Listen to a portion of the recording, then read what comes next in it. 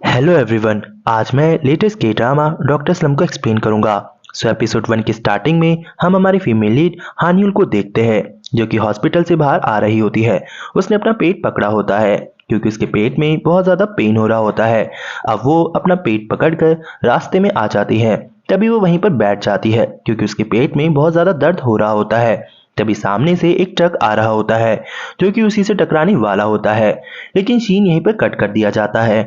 फिर शीन शिफ्ट होता है ईयर 2009 बुसान की तरफ, जहां पर हानियुल की मॉम एक फूड फैक्ट्री रन करती थी और उसने एक छोटा सा प्रोग्राम रखा हुआ होता है क्योंकि हानियुल बुसान में टॉप स्टूडेंट होती है। और हानियुल की मॉम से उसके पड़ोसी पूछ रहे होते हैं कि आखिर हानियुल ऐसी कौन सी ट्रिक्स यूज करती है कि जो वो टॉप स्टूडेंट है। तो उसकी मॉम कहती है कि वो इतनी भी जीनियस भी नहीं, बट हाँ मुझे लगता है कि मेरी बेटी तो स्टडी के लिए ही पैदा हुई है।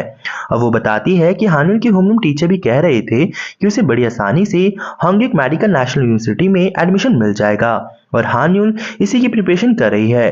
और तभी वह देखते हैं कि हानियुल भागते हुए स्कूल जा रही होती है और उसके हाथ में बुक होती है।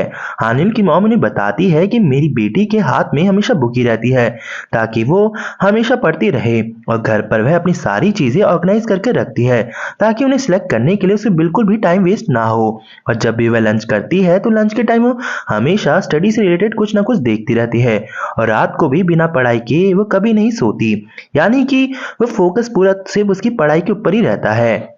फिर सीन शिफ्ट होता है ईयर 2009 में ही, लेकिन सियोल की तरफ। वहां पर हम अपने स्टोरी के मेन लीड को देखते हैं जिसका नाम जियोंग होता है और वो अपने कॉलेज का टॉप स्टूडेंट होता है जिसने कि अभी मॉक टेस्ट क्रैक किया होता है। और वहां पर जियोंग के लिए बैनर लग रहे होते हैं जिसे देखकर जियोंग काफी खुश होता है और जियोंग के फ्रेंड्स बैनर के सामने उसकी वीडियो शूट कर रहे होते हैं। फिर हम बुसान में हनल को देखते हैं। उसके पापा की डेथ हो चुकी होती है और आज उनकी डेथ एनिवर्सरी होती है, लेकिन आज भी हनल के हाथ में सिर्फ बुक होती है। और वहाँ हनल के रिलेटिव्स भी होते हैं जो कि उसके पापा की तरफ से होते हैं। वह हनल की मॉम को कह रहे होते हैं कि अब आपको फूड फैक्ट्री को बेच देना चाहिए। साथ ही वो डिस्कस करने लगते हैं कि फूड फैक्ट्री का कितना परसेंट किसे मिलने वाला है, लेकिन वो वहां पर उनकी बहस हो जाती है कि मुझे 50% मिलना चाहिए और बाकियों को 20%। उनकी तू मैं इतनी बढ़ जाती है कि वो हाथापाई पे आ जाते हैं, जिस बीच वो हानल को भी धक्का दे देते हैं, लेकिन हानल को फिर भी फर्क नहीं पड़ता। उसके हाथ से तो बुक छूट ही नहीं रही होती है, लेकिन एक पॉइंट पर वो इरिटेट हो जाती है और गुस्से में अपनी मॉम को कहती है कि मॉम हमें सोल चले जाना चाहिए। वैसे भी आप चाहती हैं ना कि मेरा मेडिकल यूनिवर्सिटी में एडमिशन हो जाए, वो भी टॉप की, तो इसके लिए हमें वहां जाना चाहिए। और यही बात पापा के रिलेटिव्स की, तो पापा की डेथ हो गई है तो अब हमें इनसे कोई लेना देना नहीं है। नेक्स्ट सीन में हम सियोल में, जहां पर जियोंग के क्लासमेट बात कर रहे होते हैं कि आज हमारे स्कूल में एक बुसान से लड़की का ट्रांसफर होने वाला है और हमने सुना है वो बहुत ज़्यादा इंटेलिजेंट है और जियोंग की तरह उसने भी मॉक टेस्ट क्रैक किया है। तभी वहां पर वो ट्रांसफर स्टूडेंट आती है जो कि और कोई नहीं बल्कि हानियुल होती है। जियोंग और हानियुल एक दूसरे की तरफ देखते हैं और सोचते हैं कि इस यूनिवर्सिटी में टॉप स्टूडेंट सिर्फ एक ही है और वो हूँ मैं। मतलब कि यहाँ पर स्टडी को लेकर उनकी वॉर स्टार्ट होने वाली थी। फिर टीचर के क्लास के जाने के बाद सभी हानियुल की तरफ आते हैं, वैसे तरह तरह के क्वेश्चन पूछते हैं, क्या तुम बुसान से हो, क्या तुम सच में इंटेलिजेंट हो, और वगैरह वगैरह। तो जियोंग भी उसके पास आता है और वह से पूछने ही लगता है क्या तुमने सच में मॉक टेस्ट क्रैक किया है।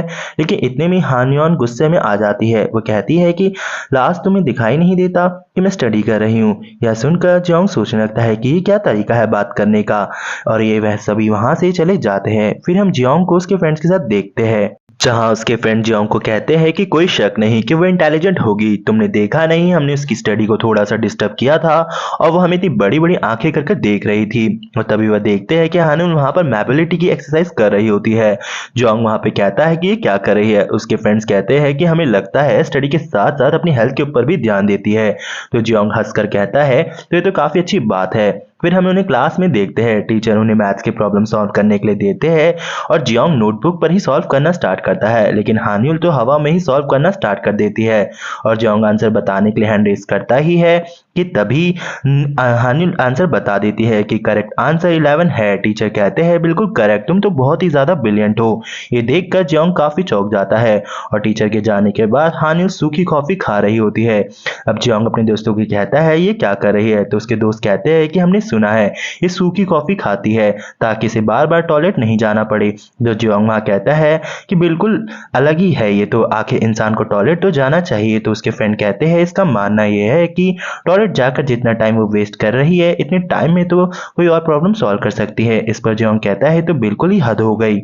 नेक्स्ट मॉर्निंग हम जियोंग को स्कूल में देखते हैं। सफाई कर्मचारी उसे कहता है आज तुम लेट हो गए। जियोंग कहता है ऐसे कैसे हो सकता है, रोज तो सबसे पहले मैं आता हूँ। लेकिन तभी वो अपने सामने हानिल को देखता है जो कि भाग रही होती है। सफाई कर्मचारी कहता है कि अब तुमसे पहले हानिल आने लगी है, और हानिल को देखकर जियोंग भी उसके पीछे भागने स्टार्ट करता है क्योंकि वह भी उसे फर्स्ट नहीं आने देना चाहता था। और दोनों ही एक दूसरे के पीछा करने में लग जाते हैं क्योंकि दोनों की सोच यही होती है कि नंबर 1 पर सिर्फ वही होने चाहिए। लेकिन हानिल जियोंग के पीछा कर देती है और हानि की सच यह होती है कि यहाँ से हांग्यू यूनिवर्सिटी में सिर्फ एक ही का एडमिशन होने वाला है और वो सिर्फ मैं होंगी। और वहीं दूसरी तरफ जियोंग ये सोच रहा होता है कि जैसा हम हमेशा सोचते हैं वो नहीं होता, जो चाहते हैं वो नहीं होता, टाइम कभी भी चेंज हो सकता है। और इसी तरह टाइम बीत जाता है।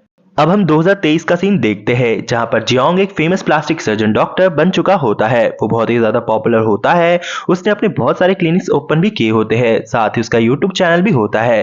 वो एक इवेंट में आया होता है जहां पर वो काफी टाइम बाद अपने फ्रेंड से मिलता है, जिनमें से एक होता है बिन गियोंग। लेकिन बिन गियोंग जियोंग से काफी जेलस फील करता है क्योंकि जियोंग तो बहुत ही ज्यादा सक्सेसफुल होता है, लेकिन अभी भी बिन गियोंग इतने टॉप पर नहीं होता। इस इवेंट में जियोंग को एक अवार्ड भी दिया जाता है। ये देखकर तो बिन गियोंग और भी जलन फील करने लगता है। इस सेरेमनी खत्म होने के बाद हम इन सभी को खाने के लिए बैठते हुए देखते हैं। बिन गियोंग अपने लिए चेयर पीछे करता है, लेकिन उसके ऊपर जियोंग बैठ जाता है क्योंकि उसे लगता है कि शायद वो उसी के लिए की है।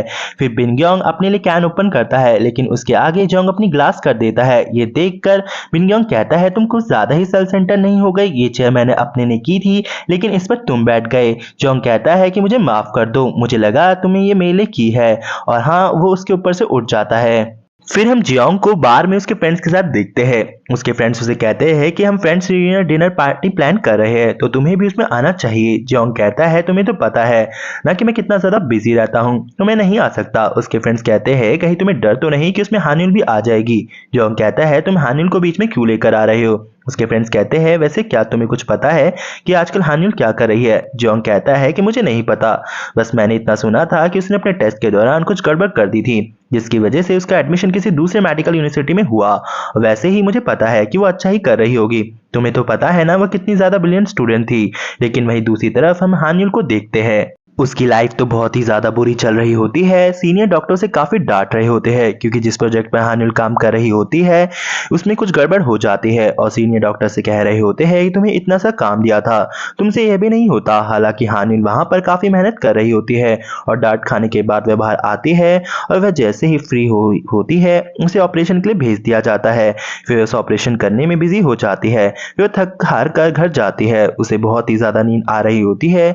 उसकी कंडीशन देखकर उसकी मॉम काफी परेशान हो जाती है और कहती है कि मैंने तुम्हारे लिए खाना बनाया है, अब खाना खाने के बाद ही सोना। हानिल कहती है कि ठीक है। वह जैसे तैसे हैंड वॉश करके खाने खाने के लिए आती है, लेकिन उसके पेट में दर्द होने लगता है और तभी हॉस्पिटल से उसे कॉल आ जाता है। कहा जाता है इमरजेंसी है तो तुम्हें हॉस्पिटल आना पड़ेगा।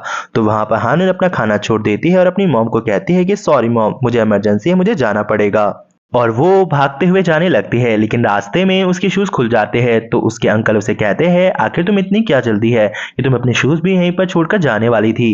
तभी उसे उसके शूज देते हैं और हानिल उन्हें थैंक यू कहकर वहां से चली जाती है। और इसी तरह से हानिल की लाइफ बहुत ही ज्यादा बिजी चली हुई होती है कि उसके पास खाने पीने का टाइम भी नहीं होता, ना ही वह खुद पर ध्यान दे पा रही होती है। लेकिन इतना करने के बाद भी उसे हॉस्पिटल में अपने सीनियर से सिर्फ डांट मिलती है। दूसरी तरफ हम जियोंग को देखते हैं जो कि कंपनी के फेस मास्क का एडवर्टाइजमेंट कर रहा होता है। उसकी वजह से वो प्रोडक्ट काफी जल्दी सेल आउट हो जाता है। इससे पता चलता है कि जियोंग अपनी लाइफ में बहुत ही सक्सेसफुल हो चुका है, लेकिन वो इस बात से अनजान होता है कि उसकी लाइफ में एक बहुत बड़ा तूफान आने वाला है। वो कैसे आएगा वो हमें आगे पता चलेगा। इसके बाद हम देखते हैं कि जियोंग के पास उसकी एक क्लाइंट आती है जिसे एक सर्जरी करवानी होती है। तो जियोंग उसकी डेट को फिक्स कर देता है। उसके आने के बाद जियोंग की नर्स उसे बताती है कि ये बहुत बड़ी कसुनियो फैमिली से बिलोंग करती है, साथ ही मैक से है और इसके बहुत ही इलीगल बिजनेस भी है, मैंने ऐसा सुना है। अब जियोंग इन बात पे थोड़ा सा गौर करता है, लेकिन वो बाद में सोचता है ऐसा कुछ नहीं होगा। फिर हम हानिल को देखते हैं जिसके पास उसके सीनियर आता है और उसे कहता है कि जिस प्रोजेक्ट में तुम काम कर रही हो उसमें हम डॉक्टर यू को भी ऐड कर रहे हैं। जिस पे हानिल को कोई भी फर्क नहीं पड़ता क्योंकि उस वक्त उसके पेट में काफी ज्यादा दर्द हो रहा होता है, उसी के बारे में सोच रही होती है। उसका सीनियर वहां से चला जाता है तो बाकी डॉक्टर बात करते हैं कि डॉक्टर यू को ये प्रोजेक्ट उसके डैड की वजह से मिला है क्योंकि वो काफी ज्यादा बड़े बिजनेसमैन है। हानिल इन बात को इग्नोर करते हुए रूम से बाहर आ जाती है। उसके पेट का दर्द इतना बढ़ जाता है कि तभी वहां पर एक नर्स होती है, वो उसे कहती है ये तुम्हें क्या हुआ, अगर तुम्हारी तबीयत खराब है तो तुम्हें टेस्ट करवा लेने चाहिए। हानिन इन बात को इग्नोर करते हुए कहती है कि मेरे पास टाइम नहीं और आज मुझे मेरी दोस्त हांगरिन के साथ भी लंच पे जाना है। ये कहकर वो हॉस्पिटल से बाहर आ जाती है। तभी उसकी दोस्त का कॉल उसे आता है जो उसे कहती है वो रास्ते में ही है। अब यहाँ से हम देखते हैं कि हानिल आगे जा रही होती है, उसका पेट दर्द इतना बढ़ जाता है वो रोड पर ही बैठ जाती है। तभी सामने से एक ट्रक आ रहा होता है जो कि उससे टकराने वाला होता है कि इतने में हानिल रोड की दूसरी तरफ गिर जाती है और वो वह ट्रक जो दूसरी साइड चला जाता है। तभी वहां पर हानिल की दोस्त हीरिंग भी आ जाती है। वो हानिल की कंडीशन को देखकर काफी ज्यादा घबरा जाती है, वो उसे जल्दी से हॉस्पिटल ले जाती है। वहीं दूसरी तरफ हम जियोंग को देखते हैं जो कि उसी मैक वाली क्लाइंट का सर्जरी कर रहा होता है, लेकिन सर्जरी के दौरान उस क्लाइंट की काफी ज्यादा ब्लीडिंग हो जाती है। उसे समझ नहीं आता इतनी ज्यादा ब्लीडिंग क्यों हो रही है। वो ब्लीडिंग को रोकने की कोशिश करता है लेकिन ज्यादा ब्लीडिंग होने की वजह से उस पेशेंट की वहीं पर डेथ हो जाती है। फिर हम जियोंग को पुलिस स्टेशन में देखते हैं और वो ऑफिसर को बताता है कि मुझे नहीं पता कि उसे इतनी ज्यादा ब्लीडिंग कैसे हो गई। मैंने उसकी ब्लड वेसल के साथ बिल्कुल भी छिड़खानी नहीं की थी और ना ही उसकी कोई मेडिकल हिस्ट्री थी, ना ही वो कोई मेडिसिन ले रही थी। लेकिन सारे शक जियोंग के ऊपर ही होते हैं क्योंकि ऑपरेशन टाइम की सीसीटीवी फुटेज गायब होती है और पेशेंट की फैमिली वाले जियोंग के ऊपर बहुत बड़ा केस कर देते हैं। हम जियोंग को कोर्ट में देखते हैं, वो खुद को डिफेंड करने की कोशिश करता है लेकिन पेशेंट की टॉप्सी में बताया जाता है कि उसकी ब्लड वेसल में बहुत ज्यादा छिड़खानी की गई है, मतलब कि सर्जरी के टाइम से एक मेडिसिन दी गई है जो कि उसे नहीं देनी चाहिए थी। और कोर्ट में उस मेडिसिन का नाम भी बताया जाता है कि उसे कौन सी मेडिसिन दी गई है, लेकिन जियोंग कहता है कि मैंने उसे कोई भी मेडिसिन नहीं दी और ना ही हम अपने क्लिनिक में इस मेडिसिन को मंगवाते हैं। लेकिन दूसरे साइड का अटॉर्नी उस मेडिसिन को एविडेंस के रूप में यूज करता है और कहता है ये मेडिसिन हमें आपकी क्लिनिक से मिली है और इस पर आपके फिंगरप्रिंट भी है, तो अब आप इसके बारे में क्या कहना चाहेंगे। लेकिन जियोंग चिल्लाते हुए कहता है कि ऐसा नहीं हो सकता, मुझे नहीं पता ये मेरे ऑफिस में कैसे आई। लेकिन यहाँ पर जियोंग खुद को डिफेंड नहीं कर पाता, वो इस केस को हार जाता है जिसके बाद उसके ऊपर बहुत सारे चार्जेस लगाए जाते हैं जिसकी वजह से उसे भारी नुकसान होता है और इस वजह से जियोंग वह पूरी तरह से टूट चुका होता है, वो अपनी लाइफ में बहुत ज्यादा हार चुका होता है। तभी वो सोचता है कि ये सब क्या हो गया, उसकी एक छोटी सी गलती से उसने सब कुछ खो दिया। उसे समझ नहीं आता वो क्या करे, वो बहुत ज्यादा लूजर फील कर रहा होता है। साथ ही वो सोचता है कि उस पर अब कोई ट्रस्ट नहीं करेगा, लेकिन उसे उम्मीद होती है कि उसके दोस्त उस पर ट्रस्ट करेंगे, तो अपने दोस्तों से मिलने जाता है।